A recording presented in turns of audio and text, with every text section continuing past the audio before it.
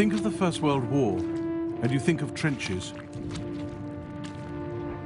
There was mobility elsewhere, in the East and Africa, but the war on the Western Front was bogged down. The challenge on both sides was to find new ideas, new weapons, new spirit among the men. Only then could they break out and win.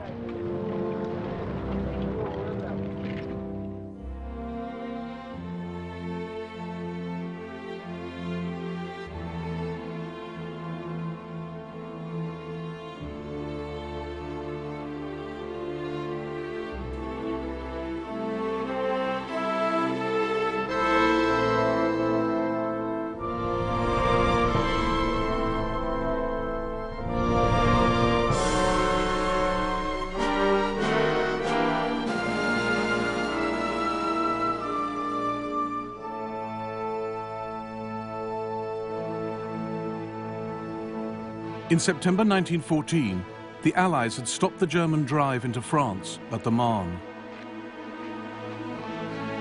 The Germans pulled back to high ground and dug in. The Allies followed suit.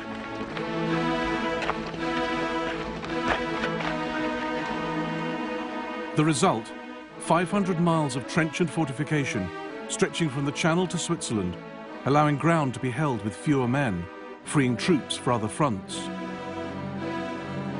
Breaking the deadlock meant taking the offensive, but it was much easier to defend trenches than attack them.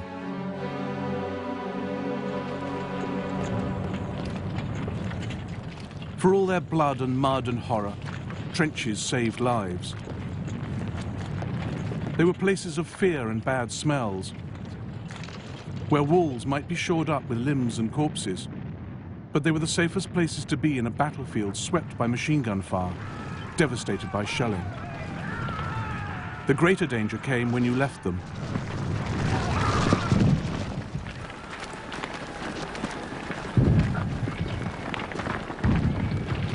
The popular image of First World War soldiers is lions led by donkeys. But the generals knew that battles couldn't be won from behind a trench wall. Sooner or later, the men would have to go over the top, and that meant heavy casualties. The generals weren't so much callous as realistic. And there were more good generals than bad. Rather than sitting out the war in chateaus miles behind the lines, 71 German generals were killed in action, 55 French, 78 British. The general's response to the deadlock was to challenge it, to find dynamic ways to beat it.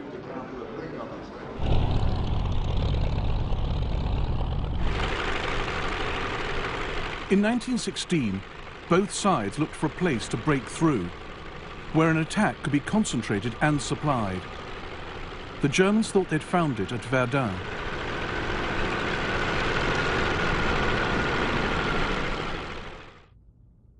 A town and mighty fortress on a salient, a tongue of France sticking out into the German lines.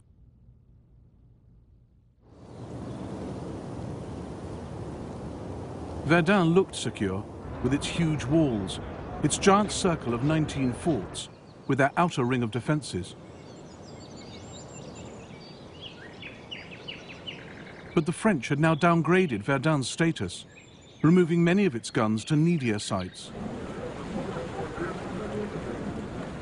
For the French garrison, it was becoming known as a cushy sector.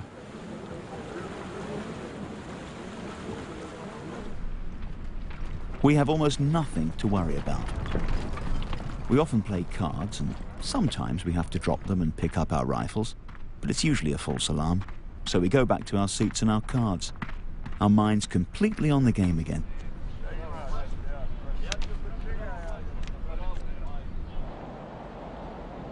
But Parliamentary Deputy Émile Drian, now a frontline colonel, realized how vulnerable Verdun really was. He warned the French government. We are doing everything day and night to make our front line inviolable. But there is one thing about which we can do nothing. The shortage of hands.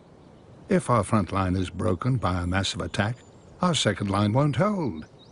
Lack of workers, and also barbed wire. But Drian was ignored.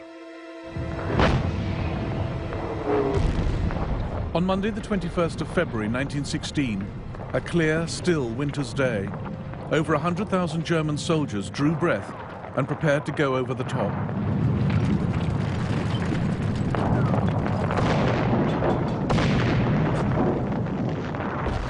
They had surprise on their side. Above them, they had air superiority. No Allied planes had spotted their preparations.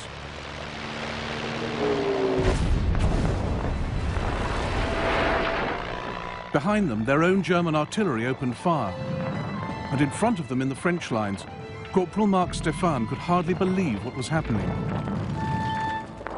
We were swept by a storm, a hurricane, a tempest growing ever stronger, with hail like cobblestones, with the destructive force of an express train. And we're underneath it, do you follow? Underneath it.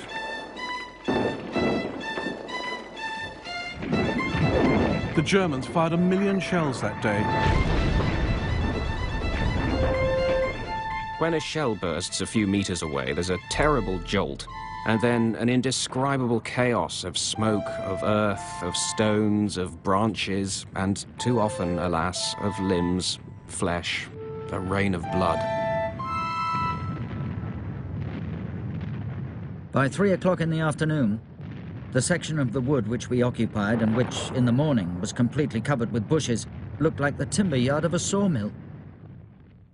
A little later, I'd lost most of my men. The Germans were evolving new solutions to the problems of attack. They delegated command forward to the men at the sharp end, training them to advance in small groups, zigzagging and crouching, equipped with fearsome new weapons, light mortars, grenades and flamethrowers. They called these units stormtroopers.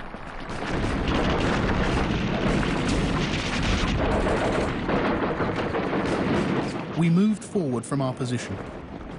That's where I saw the most refined weapon of modern technology or human bestiality. There was a spurt of flame, which flooded the attacking enemy with burning oil.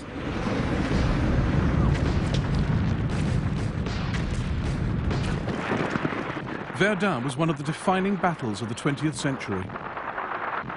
Among the attacking Germans was a young Lieutenant Paulus, who, as a general in the Second World War, would command the siege of Stalingrad.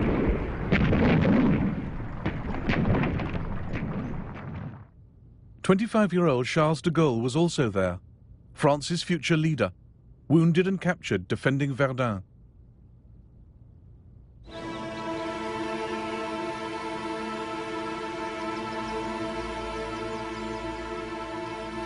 On the second day of the attack, at his headquarters, Colonel Drian received absolution from his chaplain and wrote a note to his wife. The hour is near. I feel very calm. In our wood, the front trenches will be taken in a few minutes. My poor battalion spared until now. He sent a message to his divisional commander. We shall hold out against the Boche, although their bombardment is infernal.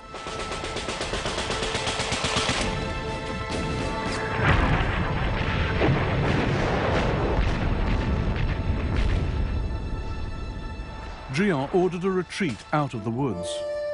Then one of his men was hit. As Drian started to dress the wound, he too was shot. I clearly saw the colonel throw up his arms and shout, "Oh my God." Then he half turned and collapsed. When I could get over to him, there was no sign of life. Blood was flowing from a head wound and from his mouth. He had the color of a dead man.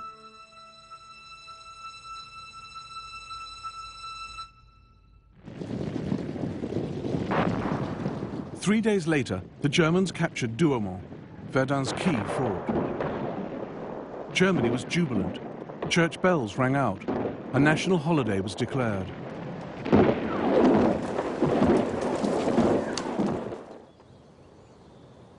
In France, Drion's heroic sacrifice helped spark the flame of national defiance. Verdun was to be held at any cost. The survival of France herself was at stake.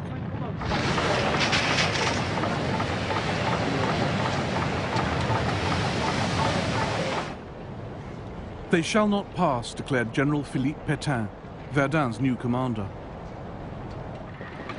He rotated his troops. 3/4 of the French army at one time or another defended Verdun, a national effort that ensured whole units were not totally destroyed in the battle.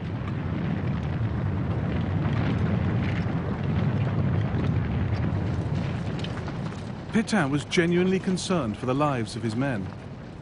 A quarter of a century later, he led his country into surrender and collaboration with Hitler, rather than repeat the bloodbath of Verdun.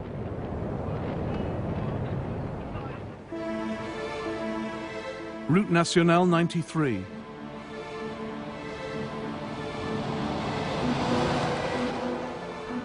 An ordinary French road, but it saved its country's life.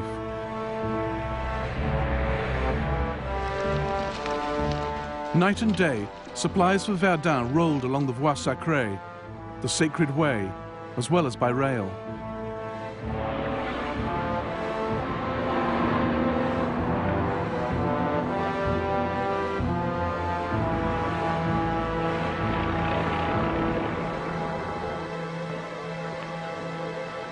Events on another front also helped the French at Verdun.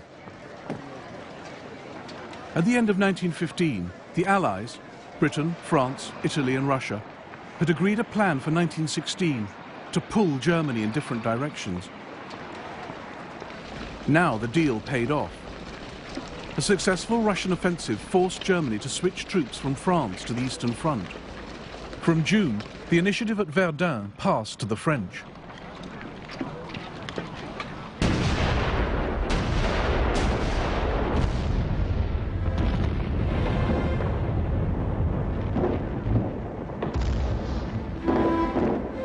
And Germany's technical advantages were short-lived. Throughout the war, new ideas were quickly picked up by the other side.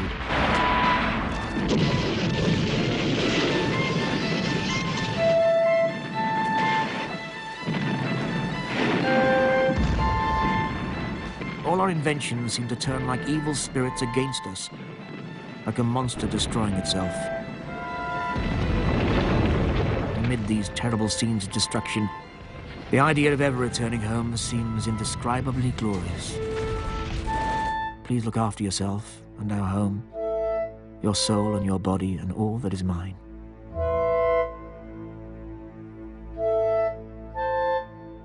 Franz Marc was killed later that day. Finally, on the 24th of October 1916, the French recaptured Fort Douaumont. Verdun was saved. At last the time has come, and we set off to conquer the enemy positions. They don't offer any resistance, and the few men who are still alive come out of their holes crying, "Camarade!"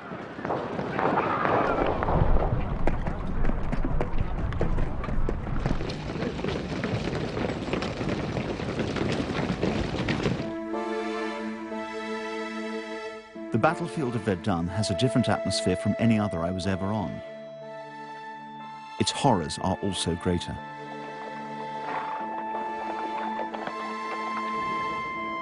But there's a feeling of intense satisfaction. It was at Verdun that the French people found themselves again and emerged from the clouds which have hung over them since their defeat by the Germans in 1870. France had learned a string of lessons at Verdun about artillery, new weapons, logistics and manpower. But at a cost of over 250,000 casualties. German casualties were nearly as high, but Germany, fighting alone in the West and with weak allies on other fronts, could not endure losses on this scale. She would not launch another major offensive on the Western Front until 1918.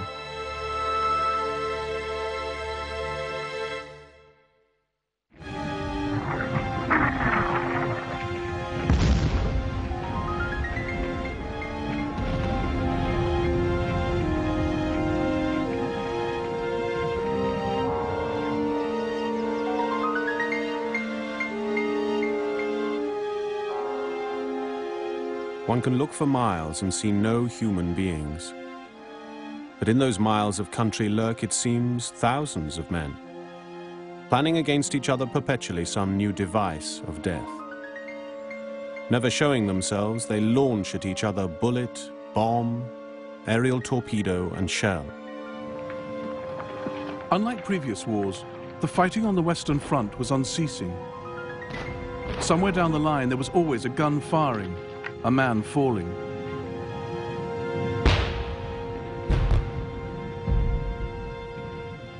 But for the troops of both sides, life was not always unrelenting warfare.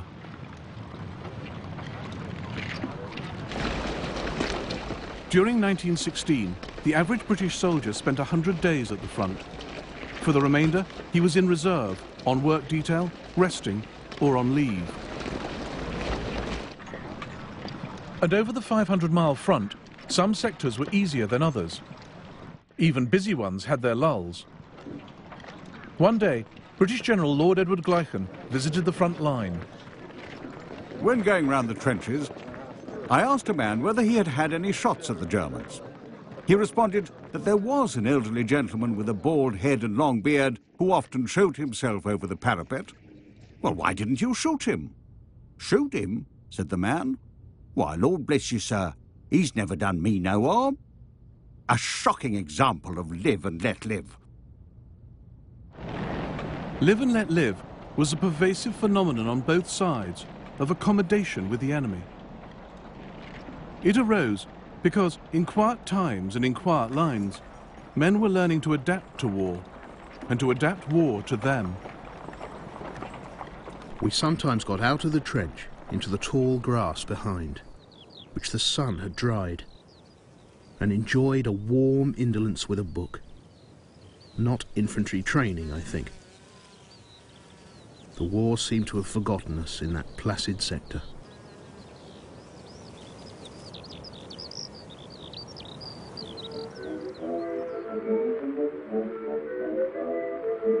Quand les Gotha viennent sur Paris, je vais à la cave me mettre à l'abri. Je retrouve là, en pyjama, un tas de gens assis sur des pliants, le long du mur dans un angle obscur. Puis dernièrement un couple étonnant, de beaux vieux bourgeois, madame aux abois, criait s'appelait toi. Tiens-moi contre toi, tiens-toi contre moi, tiens-moi bien, bien, bien, dis mon Adrien, écoute que j'ai peur, ça pue sur mon cœur, je vais mourir de frayeur. I'm with officers and sergeants who are great fun. There's lots of schnapps and wine, and every day we get so drunk we forget whether we're at war or in Civvy Street.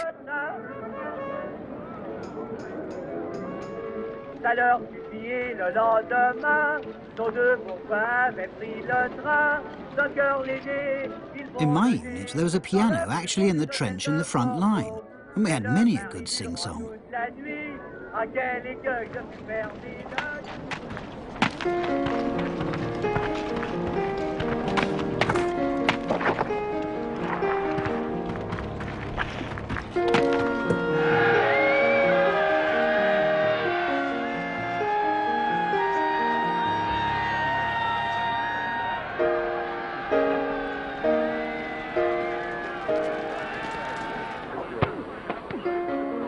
I feel great.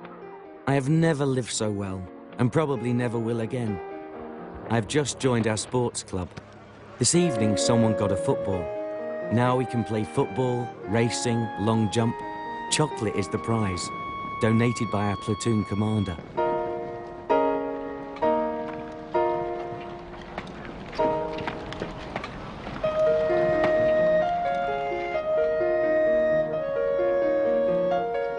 Life in this sector is gloriously lazy. Weather is perfect. The enemy most peaceful. And there's little to do but lie on one's back and smoke, or write imaginative letters back home. It would be child's play to shell the road behind the enemy's trenches, crowded as it was with ration wagons and water carts, into a blood-stained wilderness. But on the whole, there is silence. After all, if you prevent your enemy from getting his rations, his remedy is simple. He will prevent you from drawing yours.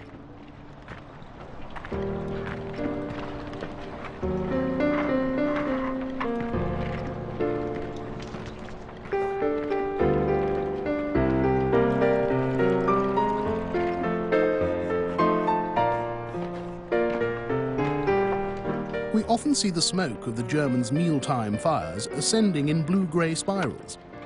It is only common courtesy not to interrupt each other's meals with intermittent missiles of hate.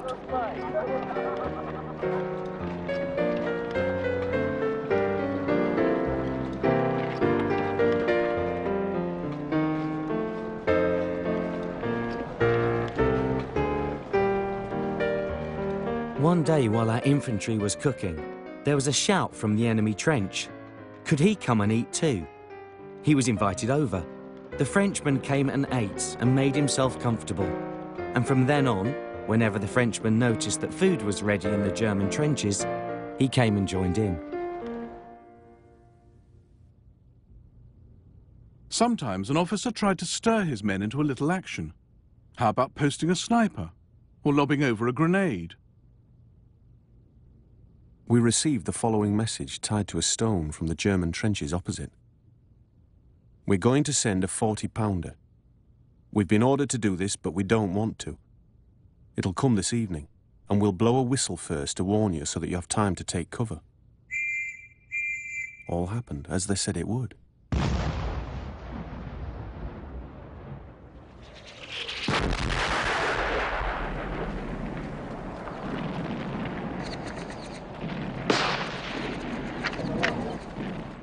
The sniper is a very necessary person. He serves to remind us that we are at war. Wherever a head or anything resembling a head shows itself, he fires. Were it not for his enthusiasm, both sides would be sitting upon their respective parapets, regarding each other with frank curiosity. And that would never do. British Directive, March 1916. With trench warfare, there is an insidious tendency to lapse into a passive and lethargic attitude, against which officers of all ranks have to be on their guard, and the fostering of the offensive spirit calls for incessant attention.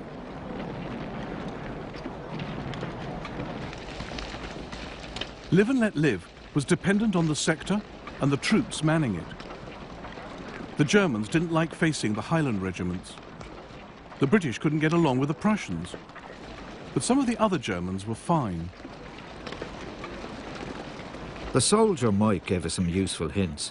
It's the Saxons that's across the road, he said, pointing to the enemy lines, which were very silent. They're quiet fellas, the Saxons. They don't want to fight any more than we do. So there's a kind of understanding between us. Don't fire at us, and we'll not fire at you.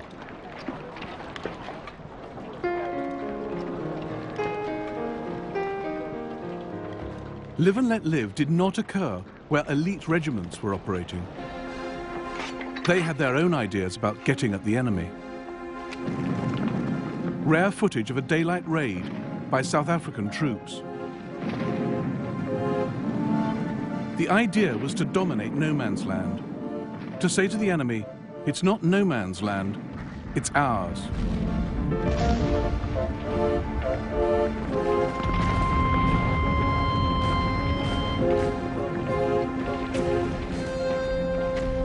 Raids broke up trench routines, brought intelligence from prisoners, encouraged aggression. This, British High Command thought, was the cure for live and let live.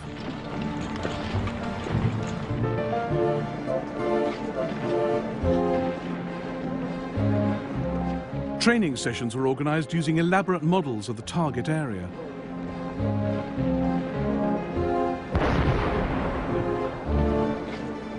Raiding became compulsory for all regiments, and laggards were rooted out. Higher ranks appeared in our midst. Chief of all, the Brigadier General, followed by an almost equally menacing staff captain. What was my name? I had not been round the company's wire. Why not? I was to go.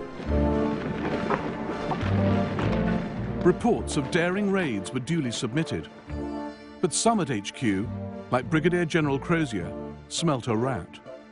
It became increasingly difficult as time went on to obtain correct reports from officers' patrols.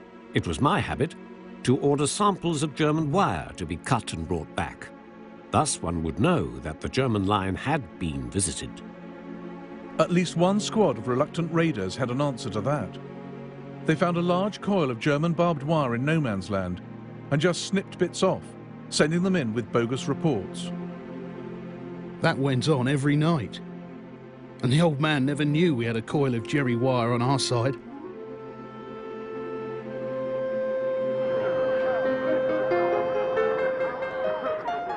Many, though, entered the spirit, proudly displaying their trophies. Raiding and shelling helped put the war back into the gaps between battles. One night in May 1916, Siegfried Sassoon joined a raiding party into no man's land. The raiders vanished into the darkness on all fours. I crawled out after them. Shells started to fire. News came back. O'Brien says it's a washout. They can't get through the wire. The bomb burst. Then a concentration of angry flashes. Wounded men were crawling back. Among them a grey-haired lance corporal who'd had one of his feet almost blown off. Thank God for this. I've been waiting 18 months for it, and now I can go home.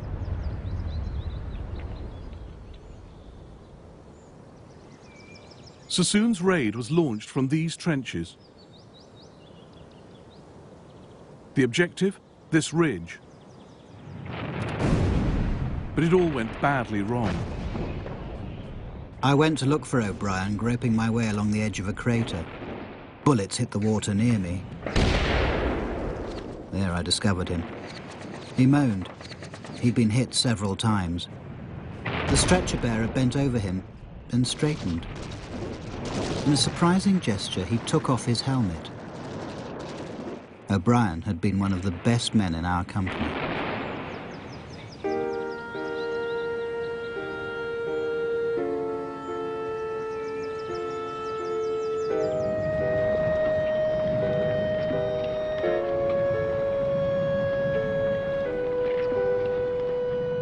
Shelling was the biggest killer of the war.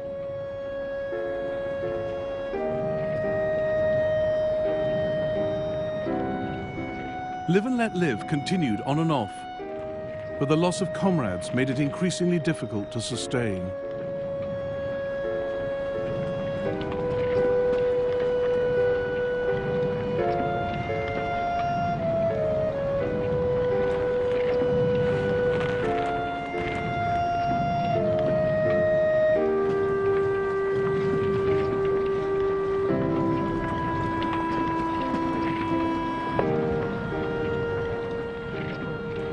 Speaking for my companions and myself, I can categorically state that we were in no mood for any joviality with Jerry. We hated his guts. We were bent on his destruction at each and every opportunity. Our greatest wish was to be granted an enemy target worthy of our Vickers machine gun.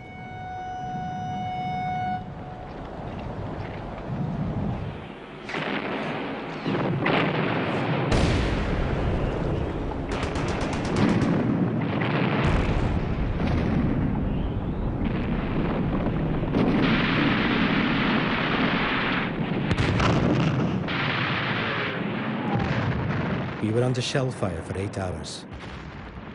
It was like a dream. Some of the men looked quite insane after the charge.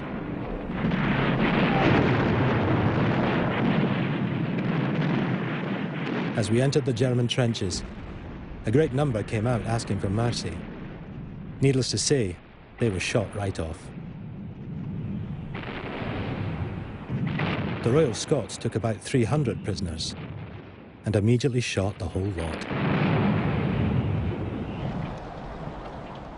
There were many cases on both sides of prisoners being killed after surrender. Such atrocities fueled hatred further. But many prisoners were captured. They provided excellent opportunities for propaganda. British newsreel film of German POWs was used to convince audiences back home that Britain was gaining the upper hand. By the end of the war, there were nearly 9 million prisoners in total, and captivity was not their only hardship. It's already been 2 years since you were here last. and Mother Nature needs to fulfill her urges again. As you can't come and see me, I'm forced to go looking elsewhere. Don't think I'm joking, I'm serious. I don't care what you think of me, but you can't expect me to waste my youth like this. After all, I'm not made of wood, and what a person needs, a person must get. Please don't be cross with me, will you? Your ever-loving Thelma. Your sweet children send you lots of love. Another German wife was careful to reassure her absent husband. We've got a real slut in our house who's always got someone new with her. That bitch isn't good enough for such a decent man. The poor thing fights at the front, while she swans off to the cinema and the pub with the other fellas back home. Dearest Nan, please don't think evil thoughts, because there are also good women who are faithful to their men. Letters from home were the soldier's lifeline.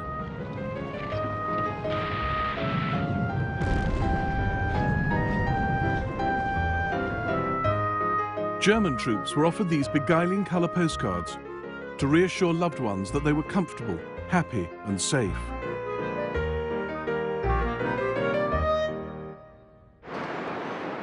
But news from the front was rarely so cosy. A German factory worker, learning that her husband had been killed, wrote to her boss to resign. My beloved husband worked here for years, and I did the same work with his tools, and I was proud that while he was fighting at the front, I could represent him here. It was not always pleasant in the factory, but my husband's letters gave me courage. And so, until his death, the job was sacrosanct to me. That's why I can't do it anymore.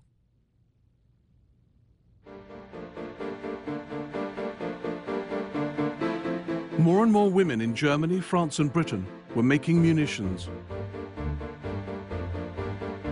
Many men were contemptuous of women's abilities to do their jobs, and fearful that if they managed it, the women might not clear off after the war. Jeannie Riley wrote to her husband at the front about her new job.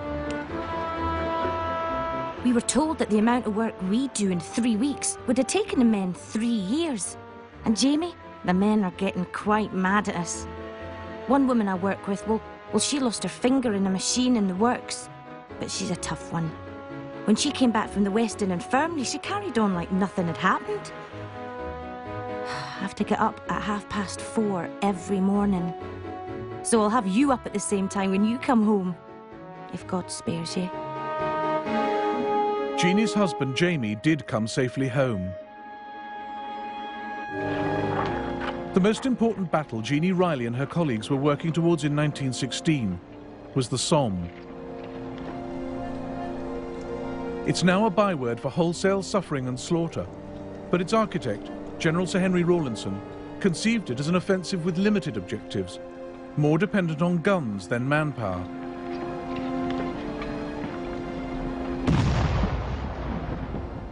With plenty of guns and ammunition, we ought to be able to avoid the heavy losses which the infantry have always suffered on previous occasions. The French were due to play the lead role, but with Verdun dragging on, the British bore the brunt. And there was intense political pressure to deliver a victory. General Sir Douglas Haig was the British Army's commander-in-chief. He turned Rawlinson's plan into a major offensive. When the British guns opened up on the Somme on the 24th of June 1916, the windows rattled in London 160 miles away.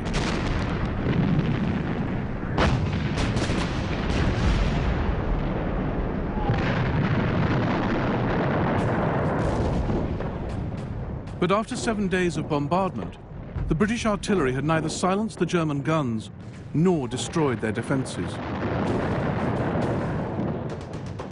A sergeant of the Tyneside Irish went over the top on the 1st of July, with lines of men on either side of him. I heard the patter-patter of machine guns in the distance. By the time I'd gone another 10 yards, there seemed to be only a few men left around me. By the time I'd gone another 20 yards, I seemed to be on my own. Then I was hit myself.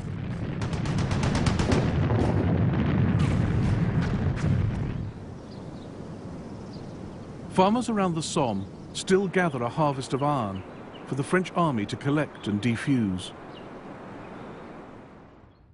In this war, what happened in the factory directly affected the outcome on the battlefield. 30% of British shells fired on the Somme were duds, a drastic failure of quality control. But the key factor was that there weren't enough heavy guns, and British artillery wasn't much good.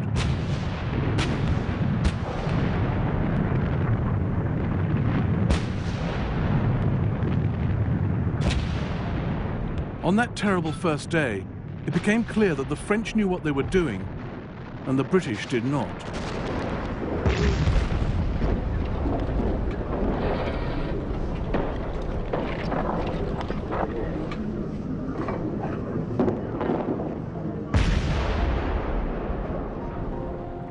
The French artillery in their attacks did not shoot the ground to bits before they moved over it. A short, intense bombardment, followed by a rush of men, gave them the position clean and intact. We would shoot our ground into a quagmire and then send troops slowly forward over it and expect them to provide their own cover from the enemy's retaliation.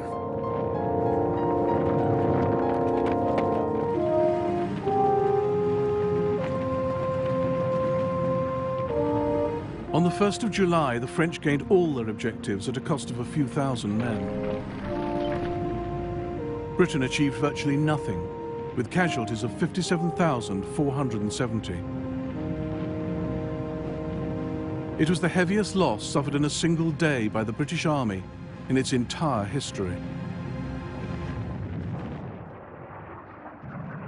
There had been a host of lessons for both sides since 1914, and the British became avid learners.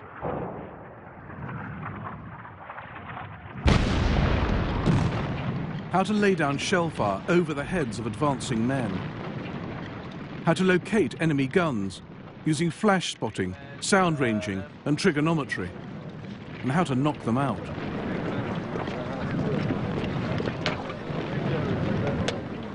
Better shells, better fuses, better guns and better gunners. While the Germans came to rely more on skilled infantrymen, often acting on their own initiative, the British concentrated on fighting a technical war.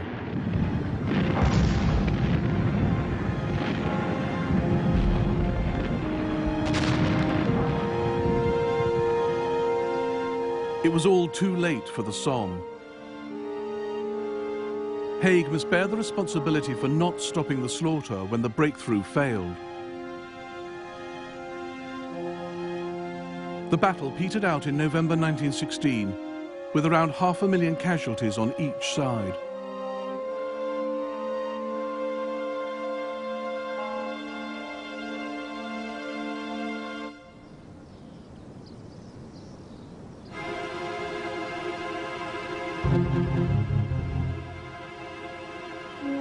Cambrai in northern France. On the 20th of November 1917, the site of the first major use of tanks in the world.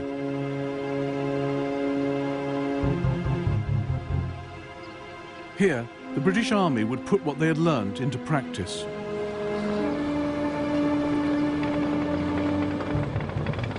Britain's invention of the tank cracked a key First World War problem: how to combine firepower and movement.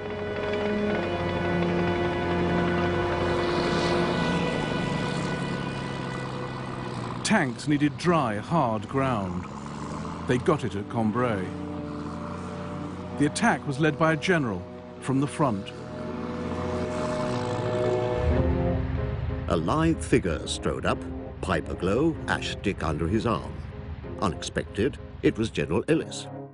"I'm going over in this tank," he announced, tapping Hilda. I swung the door open, and he squeezed through inside.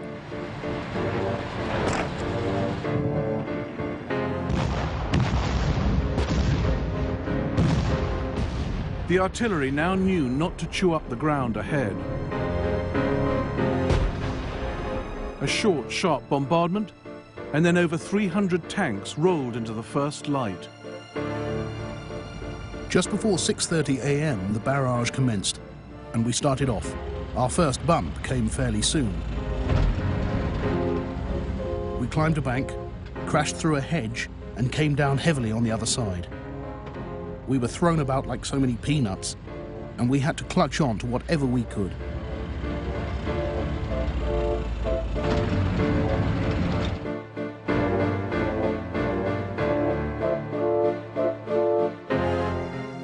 The tanks, looking like giant toads, became visible against the skyline. Some of the leading tanks carried huge bundles of tightly bound brushwood, which they dropped into the wide German trenches, then crossed over them. It was broad daylight as we crossed no man's land and the German front line. I saw very few wounded coming back and a few German prisoners. The enemy wire had been dragged about like old curtains. The tanks appeared to have busted through. The tanks, still experimental, were part of one of the most sophisticated, innovative plans of the war. The aim was to break through the German lines with minimal loss of life.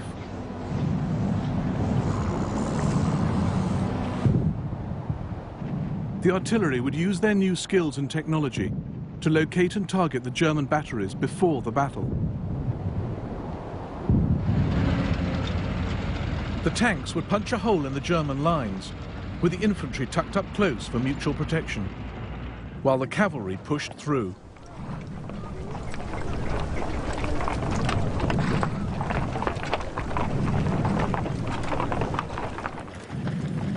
Secrecy was crucial.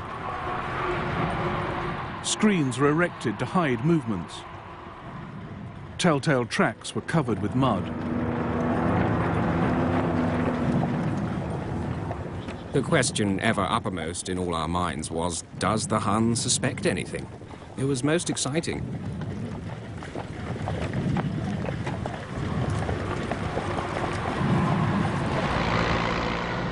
About 9 a.m., retreating infantrymen gave us an account of swarms of tanks, so many that it was absolutely impossible to stop them. A little later, the tank monsters came creeping to the ridge south of the village. Not one of us had seen such a beast before.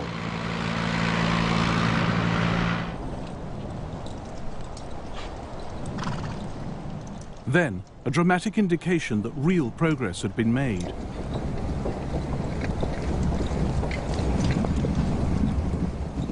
For the first time, we saw the magnificent spectacle of our field artillery limbering up and going forward.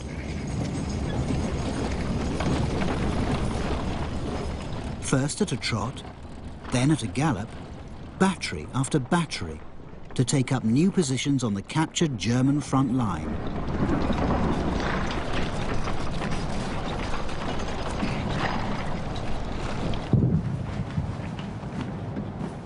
The Germans were caught on the hop, then pushed back 5 miles, a greater Allied advance than anything achieved on the Somme or in Flanders.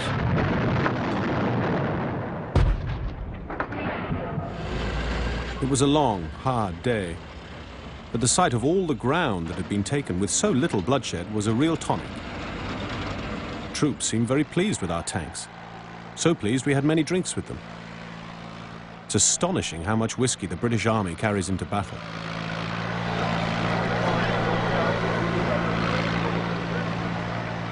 On the 21st of November, church bells rang out across Britain, just as they had done in Germany for Verdun. And again, the celebrations were a little hasty. The British had not achieved all their objectives. Some villages near Cambrai remained in German hands, including Flesquières.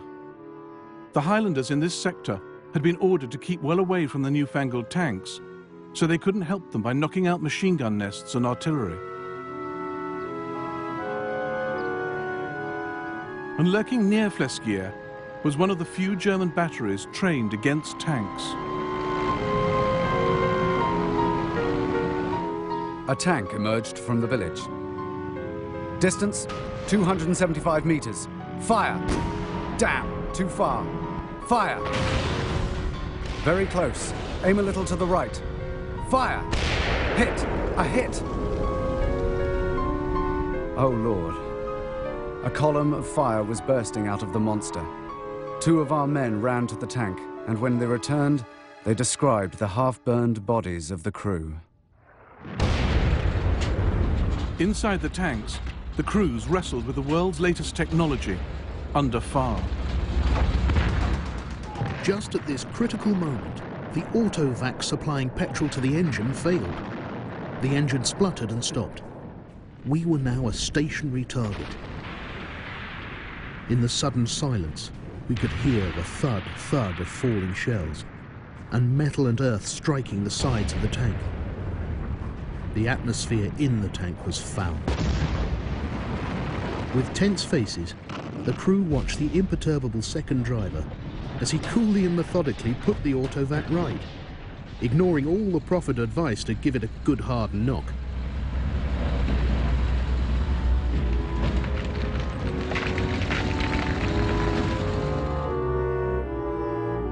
The Germans knocked out 32 tanks at Flesquières.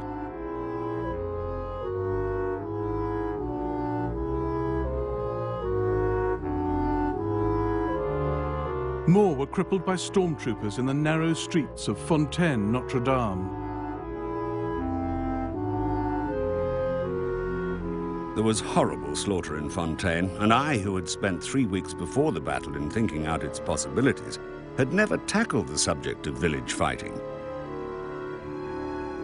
I could have kicked myself again and again for this lack of foresight, but it never occurred to me that our infantry commanders would thrust tanks into such places. The Germans also had the bright idea of mounting anti-aircraft guns on lorries and attacking the tanks with armor-piercing shells. 9 tanks rolled towards us. The captain orders, "Steady men, wait for it." When the enemy is less than 100 meters away, the command rings out, "Rapid fire." The first tank rears upwards. Those following halt. One direct hit after another.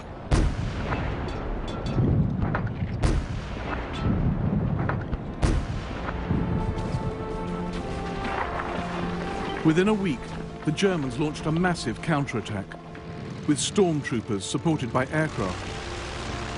Within 10 days, they'd recovered all their lost ground.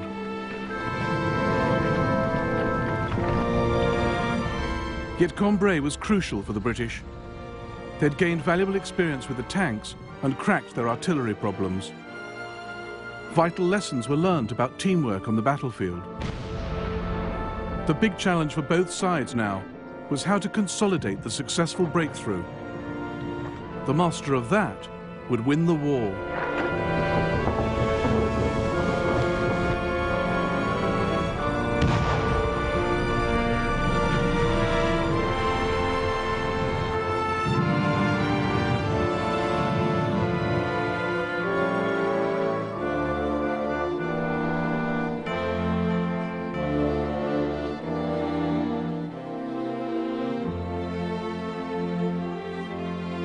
In the next episode of the First World War, British and German navies clash at Jutland, the dark world of spies and saboteurs, and America is pushed into the war.